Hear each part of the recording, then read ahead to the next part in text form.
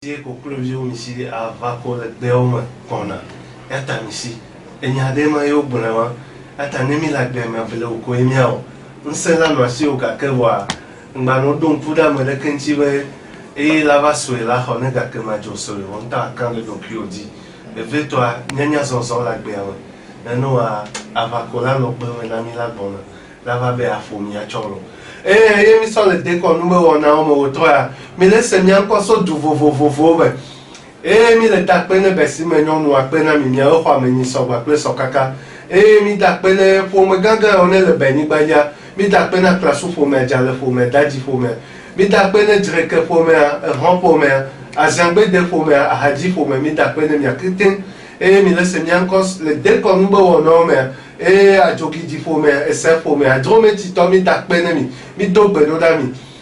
basa di to mi dogbe na mi be ape me be am ti e to mi dogbe na mi kon ko me to mi dogbe na mi le se mi anko nya te pe mi le décor numéro na me wo troya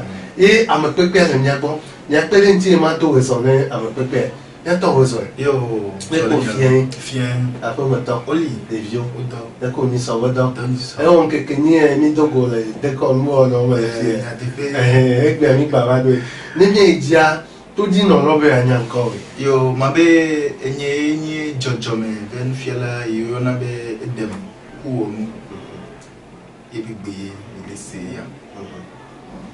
enyo ape nyanto mi se nyaba me pepe bo nko yo ne be prophète edem ku onu yemi ho to ya mi la kansim so bogbon me be nyanti mi gbere sambe mi la kansim so am be to ba si ho nti ya yenti mi le fia do to ya ke on mi ma jiji gamoa prophète o bon be asi ho la me be to si nya pata be ni alo e wo ne asi ho le nyanti nke nya si ho ko bro yo mto ape maglobe kingboy ma de mule ni mi ne be bio ban to no ma tout le monde pourquoi ya dit la de Guinée amelo mi vivio ni mo be miano buto miano nyasika so Germany ni bandio ni mo be tobi akoka ke ni kona bo bi fio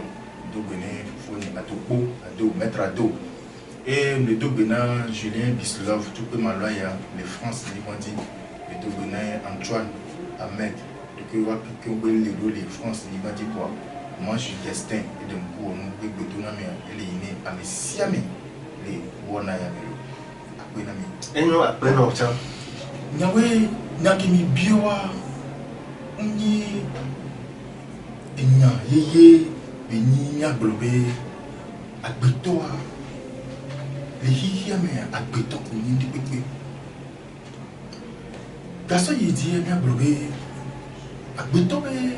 jena alo agbeto ba si hoho mi ma so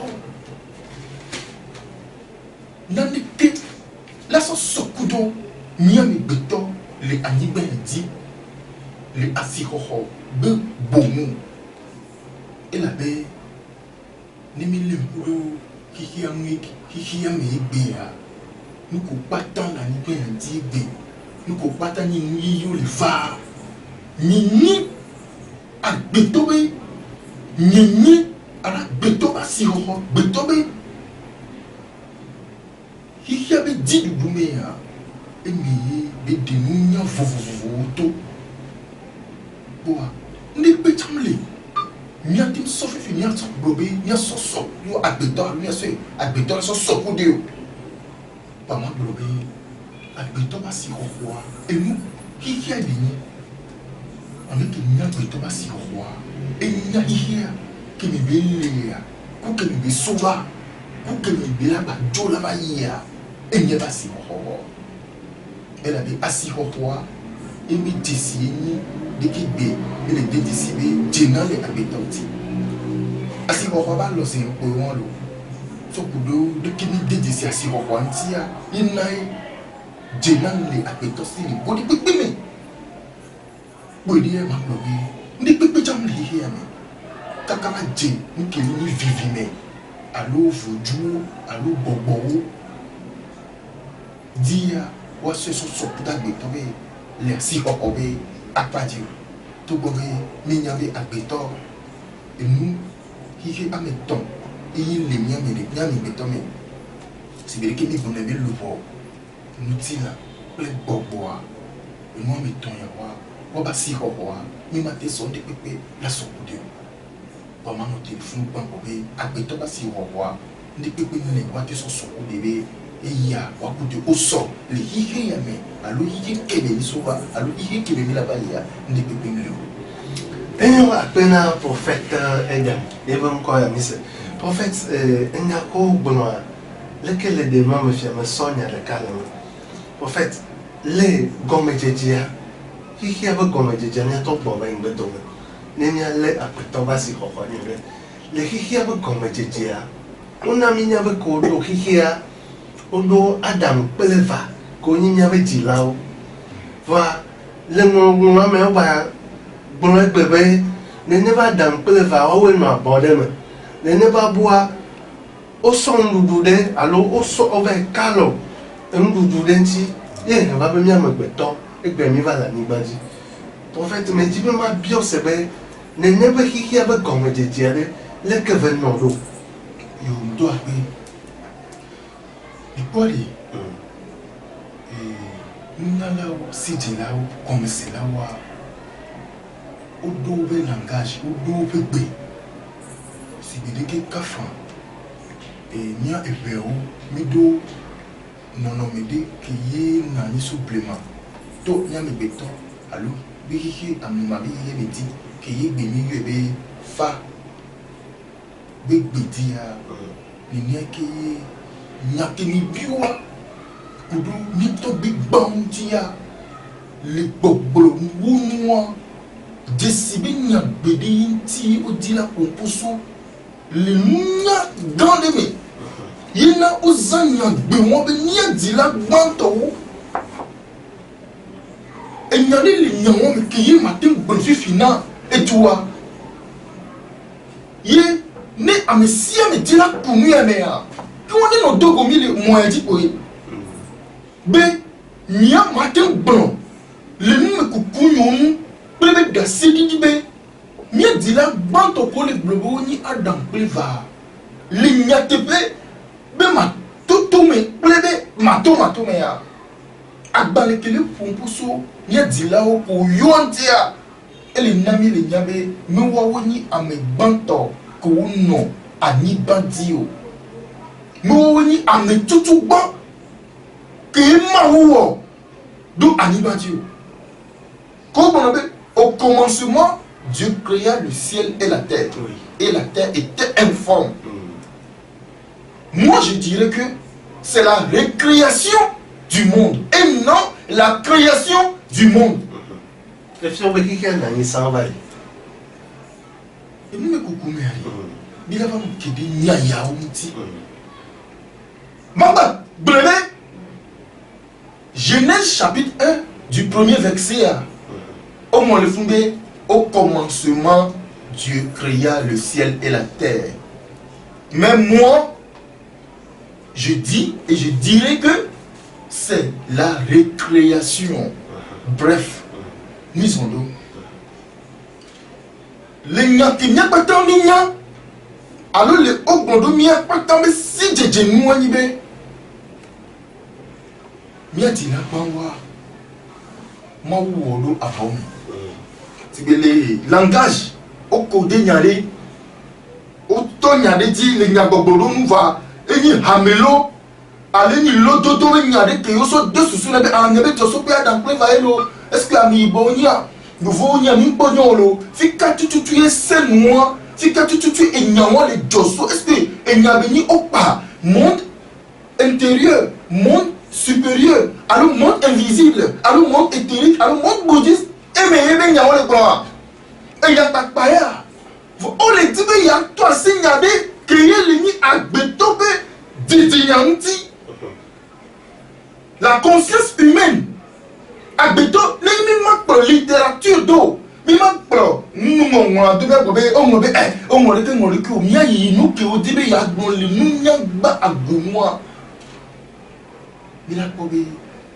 o le 200 les didiyan la conscience humaine apeto be didinya le comestister le nya moi be obe ma auto na mi atira gbanto be ngba wole kiu ile pe ya ye que o descendre wa on va dalo ma obe siadi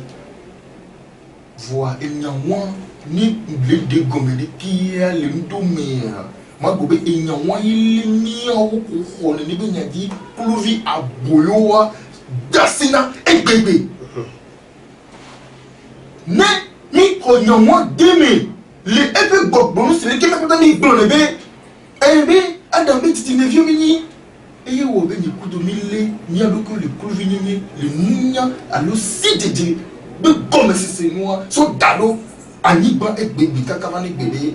mini nouveau woto e o dibi le nouveau be game yi ni be kutitia e le bien be kakava na egbe donc ele na mi be yi ni to le nouveau me ya bi ni be to me ketio ni be to pastor ouais ke ni pastor be disikini yesua mi le ni pro logique a donné dia mi la kobe ni pro historique a donné dia et les événements on a démé que on agbeto la ta vie dia ngba ni maube présence ngba ni maube nkume ngba ni maube aboame yem on est divile mais kabe popoto on est divile Lucifer on est divile abosambe popoto on met gapopo que me adam pleva la ta vie dia on balé aboame aboke mawo onawa aboke mawo son na be wani agbore dia on balé mawo pe potote ne enya to fun moi yibi ko edemia que moi fun moi ni dakule won nene me ofio mi mon frère non na be se de agbeto si egbebe mi ma no bebe alu mi ma no enya won me po wa to na mi be de ke be le ya ki mi ma ko me po ya to na juko didi ya be enya buyo le gbodo enya bo be tepe na ni ya mi ma no mi le enya won me ma le po le be comment mi a me yi bo viwa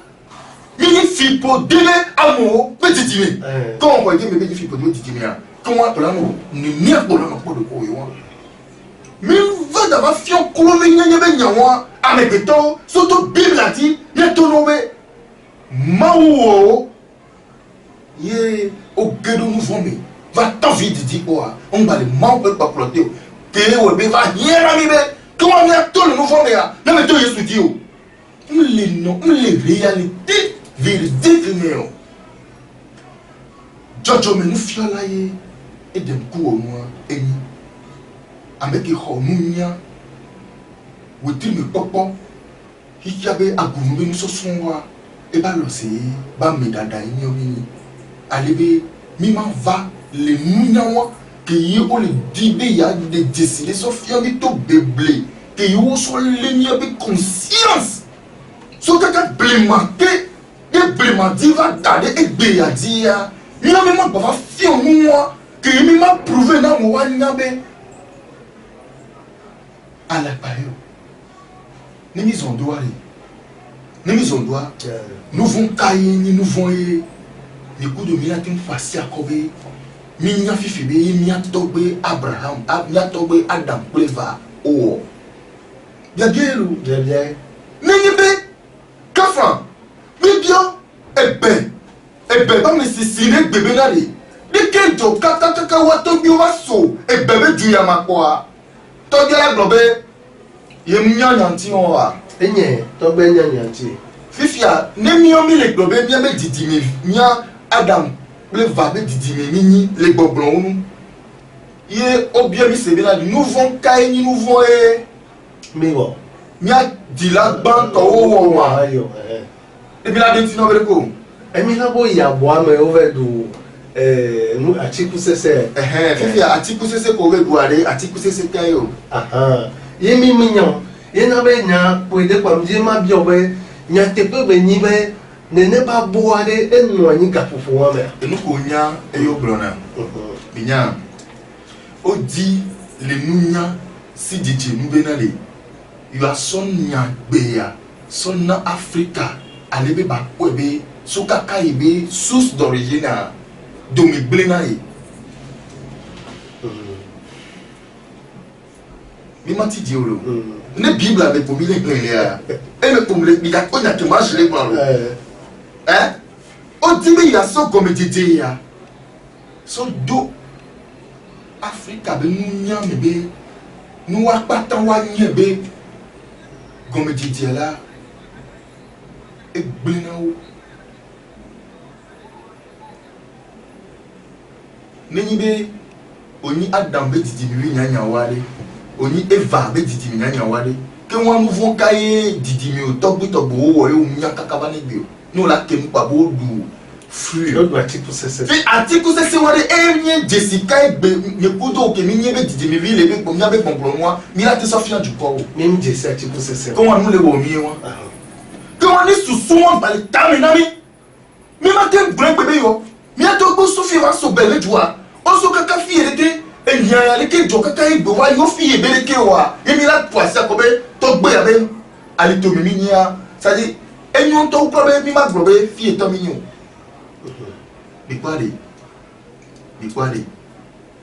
le hihia be didi mo enu ko ke ko wo la igbe ya de pe ma mo wa yi ma gbo na mi ni nya wa wo la be ni la ba pare ka bu no ke bu nko eni bi ko le bi nya oso donner be conscience ni le yi ke mi ye o le denyade so yi bi nya be décider ko di la toi si conscience na mi ya fun mi o mi le mo be ni am mi bo ko mi ni Adam ko le ba be didi mi ya la o le di mi do nouveau mais et ne maçon donc quoi ne au procès du colonialisme que roi Léopold II Waken Boye Yovo ça va coloniser Africa. Le 1984. Oui, le 1884. Ah, 1884. Oui, et n'abena les nénés moi mais et des fions compte kobe hikia de Yovo wewe aso ami bowe bera sa so chwani. Le Nairobi. Mi bole. Me ga wo do na lobe bewe ya. Be pon nenti. Ilisia. Agbaneke ni bible mi va le pole ni be mion Africa lo mion to gbe oni Adam play va yo wo mouvement le ne kafran le verset won ke mi na no lo be Adam play va oni amegban to la ni gbanti va yam le glondon go be me ni Adam play va oni amegban to o yimi en pasi akọ la gbo be le keleke fifi o le gbo be Adam play va oni ameveko la ni gbanti a ban américain Adam yewe Adam mlani le eyi ke me ma o so do anu mi ebe de ebe ahada puti de kale Adam ti so elan so do BTP selon Genèse verset 21 que o blonami historique me won lo be o de nyonu lebe puis Adam eni Adam Cadmus ce qui veut dire Adam il possède deux sexes mas F ñom peut nous soulever sexe à elle Adam donc il y a Adam Cadmus te fi a ko Adam Cadmus ko wa séparation des deux sexes nous que jolly funu symboliquement il y a une séparation des deux sexes au moins sexe a me vient de me o écarté aux gens te fi a me ya on va les maison de kani sexe a me vu merci fifi a yo va ton ami be o bon ba boîtier au frido boa ko bomba du free wa ke o bo wa du free akwa harika ko ko se bo le nuit o so retrouver bébé là si bébé ko npo gba ti ko se si oro vo du na nde pepe abo ame ko mi bébé nya yo lo mu ko wo nya o wo da abo ame ko e so pa e inwa jeji na o lo fifi a o la abo ame ko kaka o nya aspect na abo abi ni pepe fifi o va be tete bible là allo satan va blé selon historique na pata mi nyam ni be fifi ma va no glonia va mdi be nya ko nya de le nyam be ra le ni be Adam pre va nyam mi fikira ni banji ye obe omba o nuyo ye obe satan va blé ce qui veut dire satan la file il no sur enyalo bien sûr donc a efabe satan akudo Adam pre va auto zo amenenio autos a mama toy d'accord on le voga pour le bonheur de tozuta o yo o blanc capon be tozuta d'accord donc et dans ma blé nyonwa e be fi be ni ni atia goût ya de quel ici donc à qui est présenté nous on doit sentir donc à nous on va présenter les nous soit et va ko présenter les nous soit quoi de ko déménager et on va se retrouver be yo be nudité les ni bobe fruit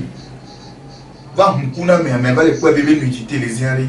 fruit into le pomposo de fuma ah mais fruit into le pomposo donc à mia fond besia be bien blanc et nya pour ne amobe fruit va fruit que ni ta et bien minya da atiku sese pepia et ni dudu la ni mani minya ne pe ati alors akoro ala mango ti o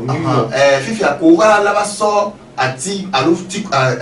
ku sese so do destiné ne benua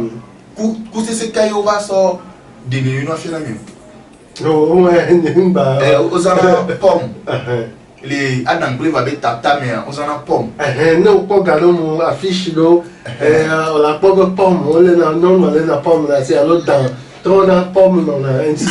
fifi a selon les ko basin kaka mais mi so ko be fun mo so fia mi be free won yo ni free défendu bon gbalo ouais bien pomme ya mo balo buwe yen da dia on ta cha elle si bele ke o le grand de vie benya de vie me benya eti susu me na mi kaka va se regbedi enyawale nous comme quoi minya kete enyawa nous comme quoi déjà le funwa abataga grand de ligne benya ti won ni mi zondo vi tuku idea o ba to na mi be Adam Pleva o va do ho fifi akengo ya va do ho abo mba le ma be paprote be fifi abe o jo le ma be paprote ta ko jo le ma be paprote ya o ido kaka abo agodo kengo e o va to evididi laissez moi via donc on va les manger pas protéger comme manger bon on va les pas protéger et puis pour va to vididia a me ko do toi il est ni Lucifer donc Lucifer 3 jours et temps now fifi na les gens 8 miel globé miawa miafofo mi tufofo sine abosam la me elle avait eyala to kaka gom vididia me la amebula onye e mdodo ko le me e le miata miami ni no logique que ni di ma de ndemi ni mi anyabe ni mi plonya ya doa ni mi plonya ya dobe mioa ebeo mi Africa be mi atogbe ban to we le ni abosam Adam Pleva quoi fu me mi le ko jesi le tikabe mi le ni abosambe didi me fio kaka va correct bébé e va zimi ati ko be comment d'emblée avec bidola ko yesu dise ni ya pa ma bo mi no plonya dolo fi ya obe Adam Pleva va do ho on veut dire via on veut dire nous subir les cas on veut dire nous subir les cas sur quoi et nous subir à mi donc on va bétonner la nimandio on va bétonner tamene fifi on le bonami bi ah fifi man odi bi abatro do hakudo et kan kudo abel kele ni Adam Pleva be via et ma wa bi ofo sare so wa gbobe no wa onai ma o ke ni domino to alo ke be bi ofo sa so boyo ofo sa na ma wa fifi obe quand il va bien nous et non via elle avait que au savoir là man va ho non via to e bigbe quand il t'a ce qui dit ma ou le cham me lo ma ou le maman va lo c'est nke wo Abel va le pas couler faut faire quand il boa et fait même ma on telle bien moi sur le deux me lo et comme là que au savoir ma ou pas e non le cas be vioni nous sur le cas de Vionilo, auto et pour donner camelo, vraiment où on met les ça, une fois mêlé à temps. Mao que ni domino tobe mawa, et l'on amélié, et tire amélié. Puis ya fou nous meilleur américain va tout du coup le bé, yaou et non via. Puis américain be voir ça maou quoi. Mao te protéger bé, que non via do coup d'un tia, que non via do baladin tia, m'batte avoir l'euro. Mao que ni domino toke on a mis ta protégé dans mes émis les problèmes bébé mi ou dit c'est mi se va bénir et bon nous abello bébé ma wa bon nous lo que bon nous abel quand il encore quand il doit be ya ou non via là ma ou d'assurer dit encore et oui fifi obé ma wa bien be fi que non via les mains autant le tour ni be le bien mon be non vi dit pas là et ni ma c'est que o le na mi nya be e bia do ma ou quoi c'est que Muni be Kafran, muni be Amenkuta olo. Yola be Baha président olo. o be va le bio gbe o le bio do ma o mia ba wala mi be wala ke ma un te ho bobo le si o fifi no se o le trami be kan jole anigba wa dia tro jo anigba mudi be desron di viole fun fofo ni enyawa enti ko no fifi a enti mu ko tutu kan di be to di no no so le do to mi o kengwe to di no to la do to mi tare si be mi we bi o nya le secteur a do me o nya nya wa enti o bi o no be yo di la gbanto a fifi na ti ma prouver no be mi a be di la o gbanto yo parce que les dira au banto ya o dula nyam ke jo kaka fani mbio se ni ke jo kaka igbo wa yo justement ne mbio se ni ke jo kaka igbo wa nya gbe to le ho ya me mo la te na me yeto enya me ya e ba dogo no ke ni no ya fi ya to ke ni no ba dogo no ya e cha be to ku mo le kaka yin didi me o la gbo historique on am didi tete e fi ya ni mbio be e to alo to gbo ke njo le pomposo na be ni Adam mama onye vale nous vont que nous vont yo di nous vont mais kaka na gbe yo le po do ko be jojo me nous vont les intima o to na mi bo ve du article c'est donc on dit là nyabe Kenya article on dit pas Jean e na gbe ama le di go ve on dit na ni ko ara balo yo on dit na ni para balo be ni o la ye be sukulu la son la théologie là ba nous quand tu les bible et même là bible ba nyabe na le on keke mi ale bible ni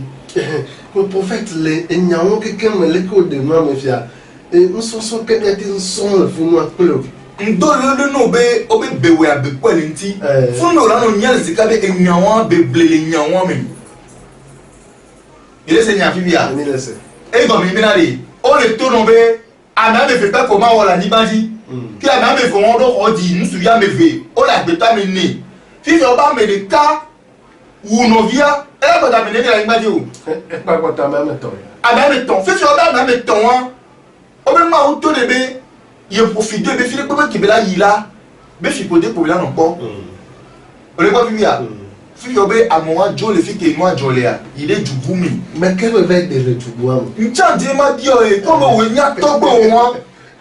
On y a Togo, Adam peut va venir, on y a nous vont que venir au royaume, on y a moi, soit des mais qu'à les bloquer.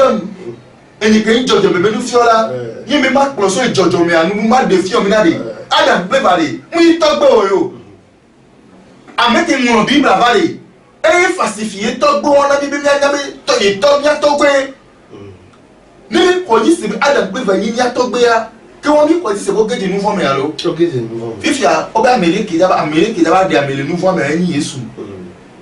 donc a quel Yesu aba mu ko yo ale et voilà ils sont avant mais donc ils ont ma voix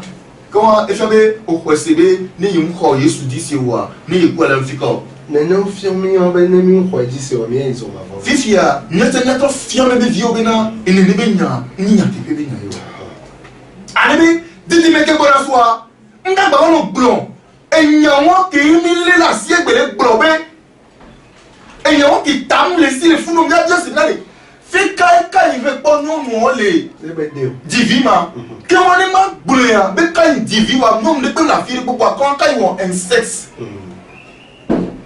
que on boy va donc comment elle est venue be kai trop donc do moi divine be faut dommer que moi et toi tu ba trop le donc do et moi yo divi fait ya que kai be visia que on abel tant ba donc kai be vibo il kai be vita que on s'y a faut nous pour me pas le jolly bon le don non to be vibo quand il faut inceste josse inceste josse même il logique caméra comment Adama que dit quand il tombe donc de moi kafa ni bobo me ni dans le bobo et nyawa bobo me nya yo donc a bien nabe et nyawa ko bo le funu wa le ETP ni mio ebeo mio Africa mio ko so demi fifi a notre zoologique à dire fifi o le fioni comment o na me de noa o na me de eviava kwa mama ni be sem o profiter donc abi bi didi viwa fi pour dire pour l'année donc moi si na be ce sont si comme et ni bonne be mi o fi pour debe amomi kakavana egbe bebe mon frère les nyamwa les sous maintenant waré et nous tchabe on m'a insisté là ni moi ya dit amide que nyanya on c'est historique comment on tchabe pas waré et ba gbe mi fo so ni kudo que mi honya wa demebe adam priva o bu atiku c'est fi atiku to do jami ya kanati yo fifi a o tombo amedu atiku ami ba le pobo la maman mais laissez bien fifi a symboliquement même a teleni ni na mi ali ele be nyon patan nya to bubola yi agude mu nya yi apeto pe jope nya yi tijina bobi na le nu kai ni enu yo e mo owura nu gando agbeto bolo de to owura agbeto be jojo pe de ro owura agbeto ro bi agbeto to na yi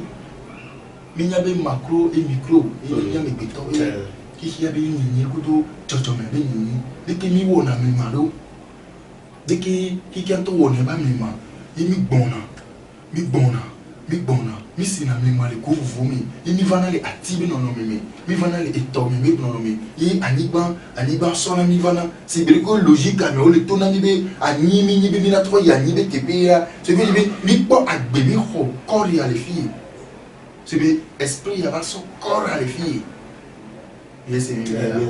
donc anema yi di ma toni amede le toje be binale ni oni Africa lo oni agbase ato ni okhwedi be adam prévenir yi togbe bantoa comment on nyata na jojo mi comment fi kaka be jojo mi a do me breno injo bobe mi te la le boni mi ameko ni e camper didi mi gongon fifi a mi ho mi ne bi so de mi be yoni didi mi gongon nema ba so bo wa ne je prophète le nous américain il faut qu'on nous Bible alors agbalé que mi akeke mi le subo egbe wo ke gba ngolo de o gbon we l'homme est un primate le gomme de diam be to sa dogulo we non le trokaka que le nous me de défier mba le pobe e ma ngolo ba to no Bible be adam pleva eni gomme de dia wo ke gba ngolo ma so va ne mi ame ibo ade quel film on découvre le film pour faire des combats rien voilà ba bien mi quel film mo le déjà mi pose kabe o le jouer le Messi ko dia ce qui mi pose won to chan e nu ko le blona mi o le po mi be mi ni amela nyon le nu amowa donc akoko be o blona mi be mi ni yo ni adoguro yo ni kesebe jojo mi yo ni abe jojo mi ya on po ba to mi be we o ani gba be jojo mi ni e ya ma we o mi fi o ba gbo mi ni adogura on po be déjà o po be mi le nyon le mi ko mo if you are one man e keni nya te pe on to po be o sure na ya te nko e dise o a ko se be ya dongulo be didi mi lo alo a ko se be ni adam ko be didi mi e de ko pola jin ku me no parce que sure be ni ile se mi bia donc ade mi agbon po de ale le mi abe wo na ke mi survive na de de ke wo kaka mi na tisi a make ni o ni va les missions nous me dava fier mi be e ya ma wo yo il me va d'abord son nom comme on parle de Sofia Miolo quand on va de ma bien me de que les pommes d'apopoya me les réseau divinali mais cahier béni les yépé tchotchon meme qui suis-je mais cahier me ni au temnya ya comment ba rien be anyang de pe tout voler be so de ntimo voilà on temnya ya wa matin on boté plan de pipe na nya de debi afone ne kla de debi si fika de debi mama mele fika de debi mkuvi ne kelesia otenye fa voilà on te nya fiki won top tout sur le wa quand on avait au bout la tipe ali quand l'obligé là-bas sort le co be jena basi ho so nangu be yi ho ma wudi dise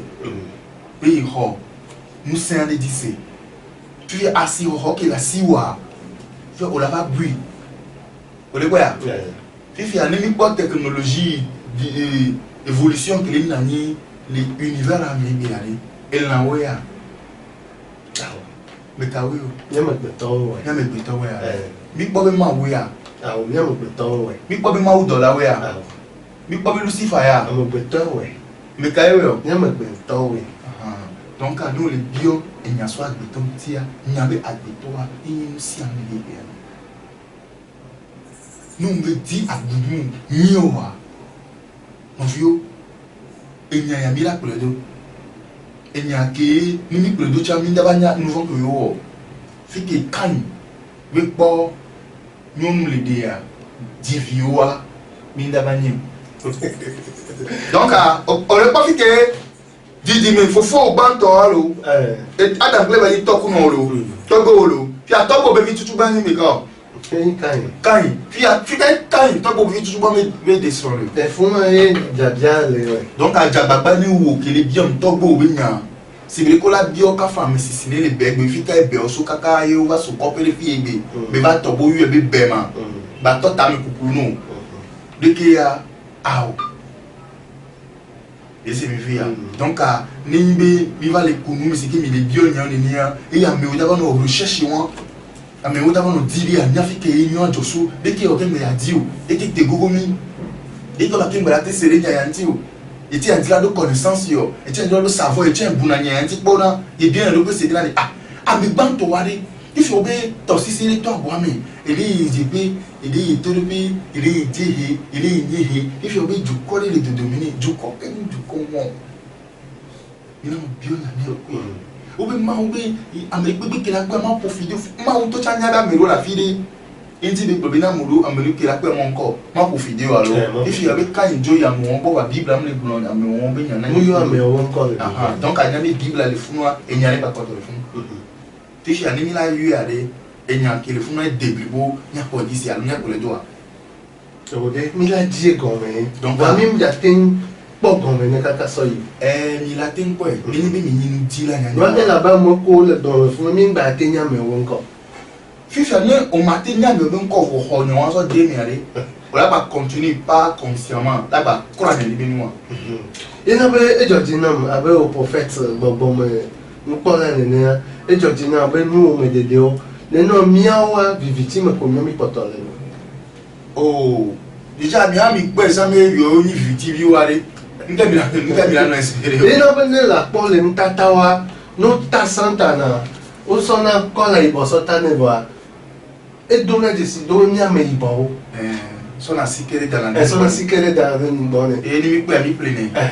et ni mi pe mi nya me bon to mi ba pleine va dans le homme et va nya me bon to ki ba tan le demi noa chan nya to ke ba tan nya te pe et na yo vo dem ta fi mo le men ko le gome ye créer alo ye créer image yo lo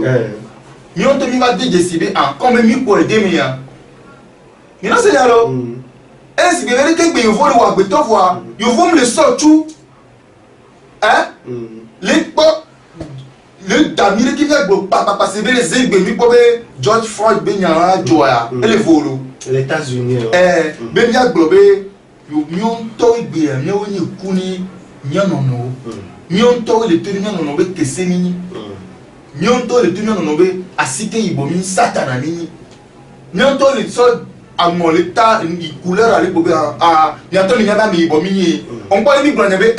miato mi Africa to biye miato mi nyabe ame video mi mi glonye miato le bla est-ce que nous que on so demia me ya me khode me mi le bla me bara mi ni la donc que mi nya me bara on symbolise me Lucifer ale mon frère elle est la bébé ame iboa agbeto na be ne yo vo po mi afofo le vo de o sono si ame o elanwe ni on dina to yo vo ndo cho on dina be yo na ide khode mi alo wa ba mi ibo pa funu wa on dit non parce que le racisme est autonome ni agbeto mi ni donc à bien tout ça mi va prouver ne egbe poye ma globé didina nyona hi egbe didina nyona Africa le décider atibi inyaya ko mi ni ko mi tito mi po abe fofo ye enyaya he tan ni ti o bibia e won mi se ko be gomete je pe wa lo im le globé au commencement Dieu créa le ciel et la terre moi je dis non et je dis que c'est la récréation de l'ennemi les soirs d'abord on te mi po fia non mais quand il veut des soirs mi po fira ce qui veut dire a me ko va na ni o pudu popu o mo la ban ya de o da balimi c'est de ko va na ni po falsifier be ba ni nu wa so fia du ko be et ni moya de nous n'avons plus sur Genèse kaka yi Apocalypse qui mi bonare et n'y a les cas qui tout bon d'accord quand on les dit ni ma bable o alors zéro sur ni ma bable que ne on tout ça on les pas capable et c'est ministre de la sécurité togolaise qui est signé Romaya au président signé Romaya au ministre de la défense signé Romaya on l'a au bien signé Romaya ma le gouvernement de Camé amène pas si ma pas pas dire Romaya tim ko et nous y agbané que million de Bible une partie de la Sainte Bible qui n'a pas mis les Bible fin 1500 linéaires et puis il va agbané boule pour les 25 000 et va agbané boule ça 50 000 c'est 300 000 omnigaré quoi puis il y a bien de causes évidemment quand on est là l'homme et Nicole pour les dire on va sonner les mots dynamique vie malé puis il y a quel est pour les donc il y a des Bible y aller ni pour les dos so Genèse les enyangobomu les numéros de Dieu mais kaka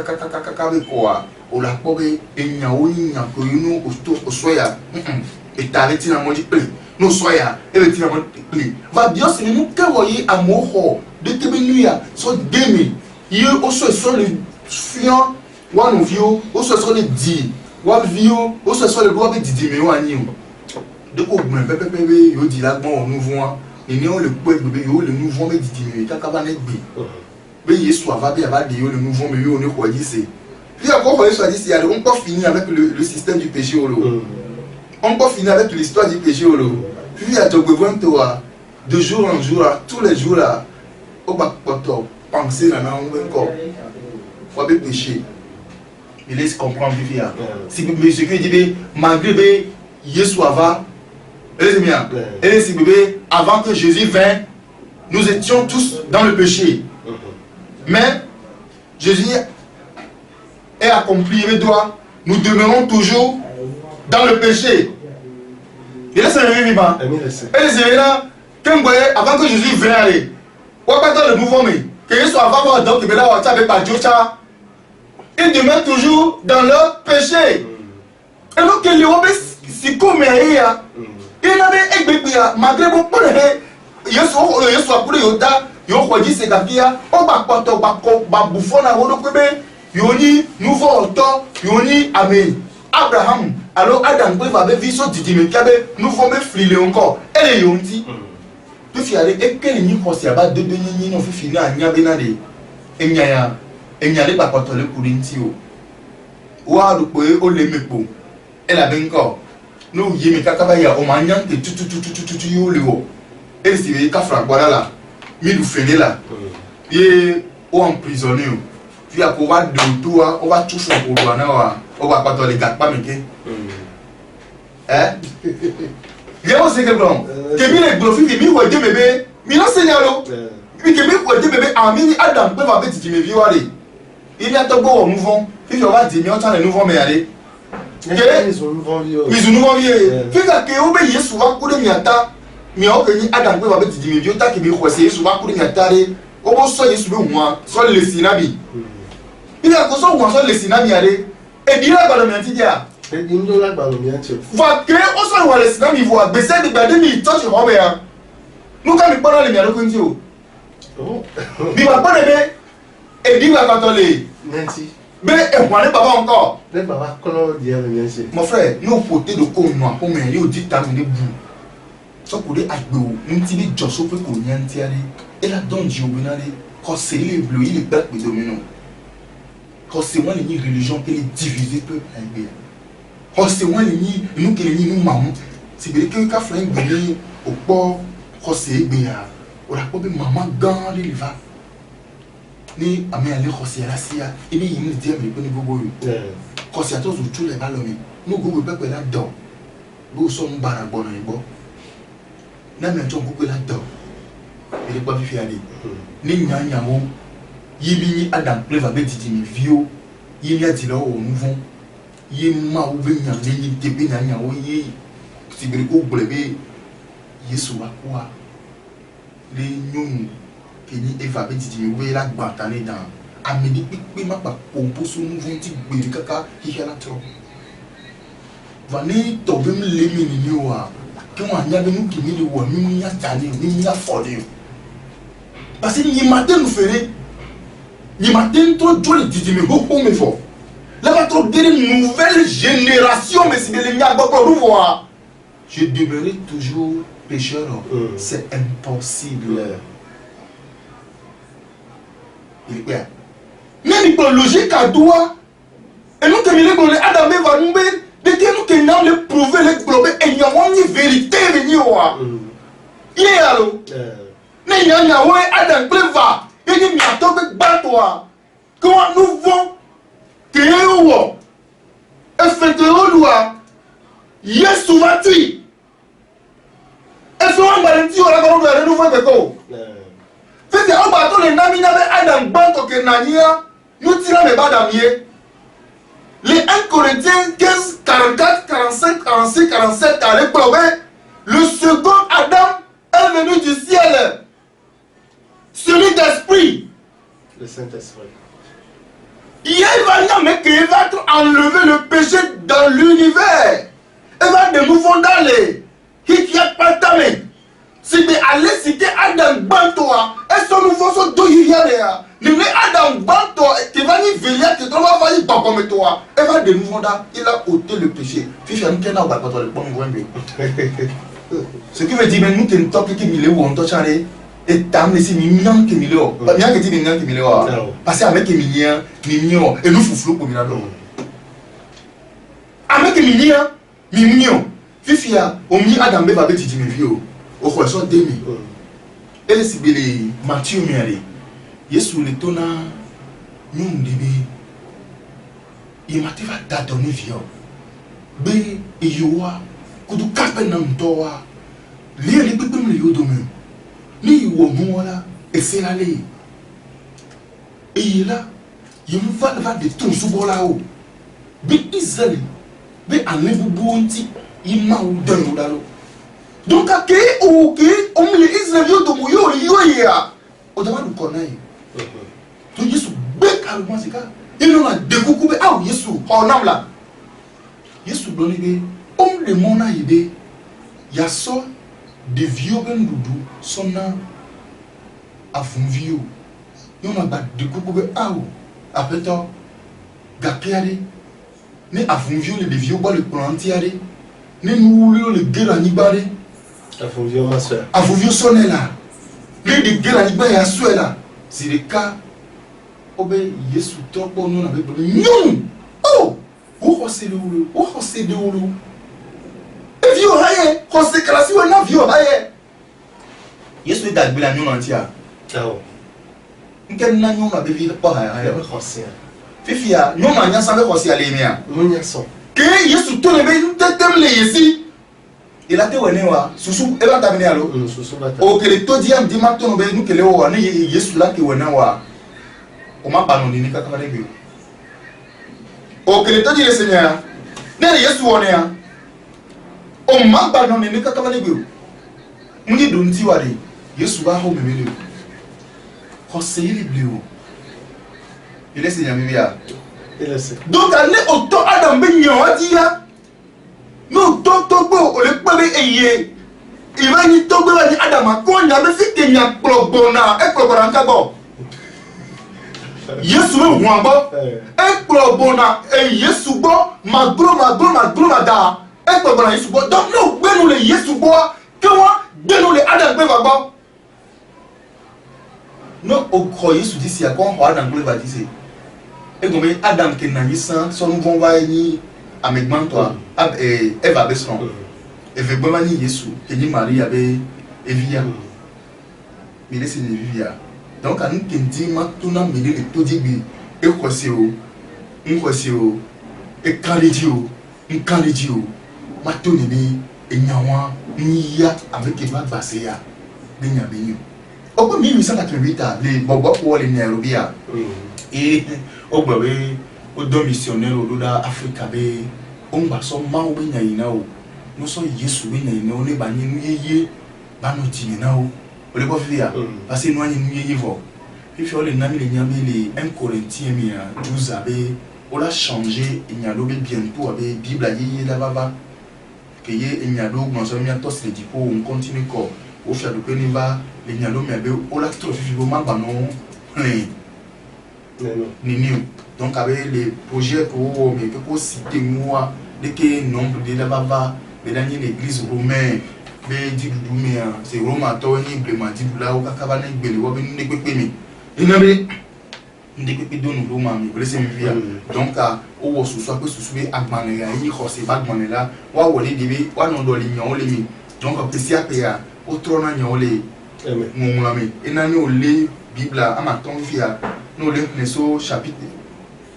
et page de filles chapitre on peut on vérifie la quoi explication nous version étonnant vous kaka bible que o le tifi fi be baba ni mba na nia yo wa ma no po enyale le implémentoire moi yo le wo fifi donc ani be ma o be nya be niare ni be nous vérité be niare en charger balo on a changer ah mais ka ko ba ni fifia nous le nkulintia nya le kamba le mi fifia nous le nkule bible en fifia on a non le fifi obe oui et Yesu po nous de cas et be dadoni Mathieu là-bas non blonde on peut et Yesu po nous a fait be dadoni les contextes sont bébé omni d'accord puis à Marc au travers on et Yesu po nous a mis ton bébé et dadoni ni le bon ni moi les kafan ba bien sous souma no nyombe ndi le crochet les noms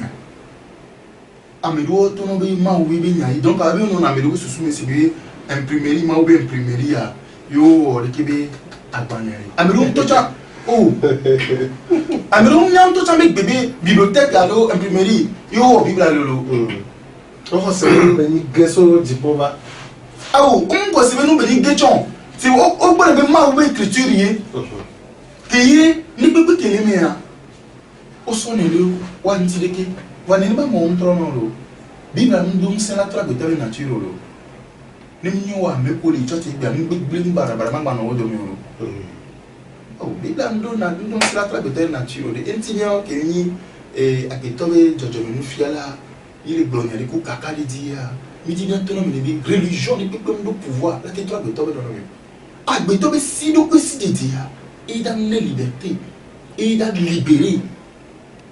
sans connaître qui nous sommes. Et là, oui, il a trop, il a bien maudit. Il y a beaucoup de manières, et il est près de moi.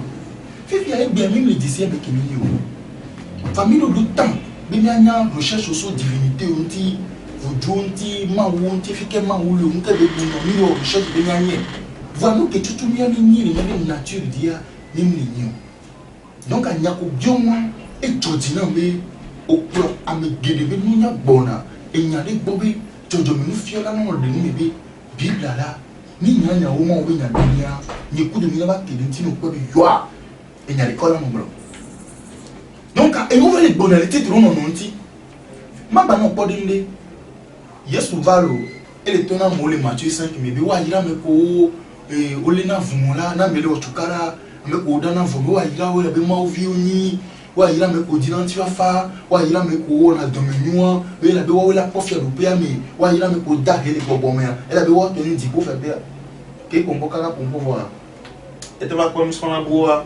et les tonobi migna, ça doit être fait, c'est tombé, il est blonde,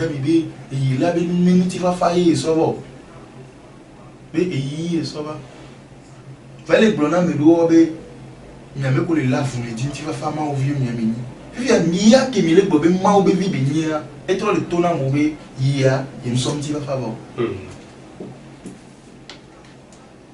Pourquoi né Adam Cleva avait dit millions, comment et now les décors, les cacabanes bien. Et on va dire, mais toi, vous faites un nom qui est au champ, on y a la tête de la fiorée. Et vu que toi, vous avez vu tout le monde qui est on y a fait que vous avez des sons lorés. Comment font-nous un cesse de dire Adam et quand il y a les dons de Noé? Donc, à nous, les ennemis, ils ont joie. Il y a prouvé les joies, il y a des arbres, et nous, il y a des kébélias. Nous, il y a des fruits, il y a des fruits, quand fruits qui sont symboles, il y a pas mal. Né au sol kakala, nos femmes et les verts. Né au doigt, mais quand on coule, nous, il y a un peu de signes, on a des, on le pour beaucoup d'amants, pomme symbole que sont symbolisés le fruit défendu et la mienne. Puis il y a sont pommes, sont les défendus fruits, sont les symboles d'un fruit défendu avec nous au pauvre pomme à n'y a pas de galop. Nous fans, nous faisons musical à port sexy. Donc la littérature, littéralement, il y a quoi pour les bons boulot. Et ce sont les vidéos, les filles là, les manteaux, après non, d'ici, il faut via. Nous avons un d'ici quoi. On y a encore au bras. On y a encore au bras. C'est comme ça. Puis il y a des filles, mais il y a des gens qui ont dit on va les kélia. On les vivre. Alors que maintenant, on voit au code. Nous oublions d'ici, il faut via. Nous avons d'ici quoi. Il faut titre na jo. Alors, au lieu de dire au code, il n'a pas de blême, les romans cali. On nous veut voir banner, doit le mener à il va nous là comme nous comprend bien. Ou le Sénat, ou Daouna, ou la Renami. Il a besoin d'amener ça avec Loulou. Il a dit que nous badou la terre n'a pas mis sous le c'est français quand c'est la terre la première on a dit donc à nous pas bonne mais à donglo mais ni tant les la terre mais et ta première la dit mais yo ko le menini o laisse vivre fifi nous que les niveau du ko subo na bin doku suwa o se so ba dalo ho mi na mi doku su ke no agagla bi clean na mi se media fifi o se so ba dalo ho mi c'est sacrement o laisse vivre o so vudua hihi ebe vudu ke no na gagla bi amesi me pona parce que nous avons des gars qui ont été là. Il y a des gens qui ont été là. Il y a des gens qui ont été là. Il y a des gens qui ont été là. Il y a des gens qui ont été là. Il y a des gens qui ont été là. Voilà que nous avons été là. Nous avons été là. Fait qu'il va venir nous les bénir tout beau pour nous. Il y a des gens qui ont été et à Magoué là et nous bonbon d'or tocha on tourne à Niatepe le nous et il y a des d'abord avec Chambo. C'est vrai que nous sommes des comme moi, l'auteur comme moi, en Afrique, nous sommes les blés tibés. Nous sommes encore coupés, et il y a les tout n'a été dit, et nous y